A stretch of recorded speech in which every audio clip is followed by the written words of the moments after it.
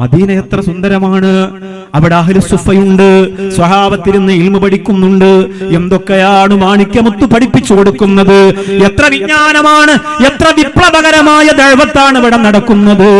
നമുക്ക് ഈ പണമുണ്ടാക്കിയിട്ട് ഇങ്ങനെ ജീവിച്ചാ മതിയോ? റളിയല്ലാഹു അൻഹു പറഞ്ഞു, എന്നാൽ ഒരു ദിവസം ഞാൻ പോയി പഠിക്കാം. ഞാൻ പോയി വരുമ്പോ നിനക്ക് പോകാം, നീ പോയി വരുമ്പോ എനിക്ക് പോകാം. അങ്ങനെ മാറി മാറി നമുക്ക് ആടുകളെ മേച്ച് ജീവിക്കാമെന്ന് ഉഖ്ബ റളിയല്ലാഹു അൻഹുവിനോട് പറയുമ്പോ സമ്മതിക്കുകയാണ്. മദീനത്ത് ചെന്നിരുന്നു പഠിക്കാൻ തുടങ്ങി. രണ്ടാമത്തെ ആള് പറയുകയാണ്, വരാനുള്ള സമയവും കഴിഞ്ഞിട്ട് നീ എന്തേ വരാത്തത്? ഉഖ്ബ റളിയല്ലാഹു അൻഹു പറയുകയാണ്, ഇൽമിന്റെ സദസ്സ്, ആരംഭപ്പൂവിന്റെ വചനാമൃതം, എത്ര സുന്ദരമായ അക്ഷരമുത്തുകളാണ് ഹൃദയത്തെ വാരി പുണരുന്നത്. അവിടെ എഴുന്നേൽക്കാൻ തോന്നുന്നില്ല.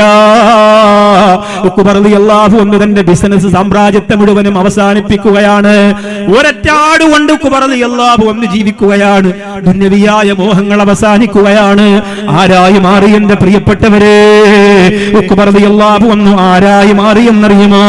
ഏറ്റവും നല്ല കാര്യമായി മാറി, ഏറ്റവും നല്ല മനോഹരമായി ഖുർആൻ ഓതുന്ന ആളായി മാറി, നല്ല പഠന ക്ലാസ് എടുക്കുന്ന ആളായി മാറി. അല്ലാഹുവേ, അല്ലാഹുവിന്റെ പരിശുദ്ധ ദീനിന് വേണ്ടി ഡമസ്കസ് ഉൾപ്പെടെയുള്ള രാജ്യങ്ങൾ കീഴടക്കുന്ന ഭരണാധികാരികളുടെ ഗവർണറായി മാറി. ഇസ്ലാമിക സാമ്രാജ്യത്തിന്റെ ദഅവത്തിന്റെ കസേരയിൽ ഈജിപ്ത് കീഴടക്കുന്ന സേനാ നായകനായി മാറി. ഉഖ്ബ റളിയല്ലാഹു അൻഹു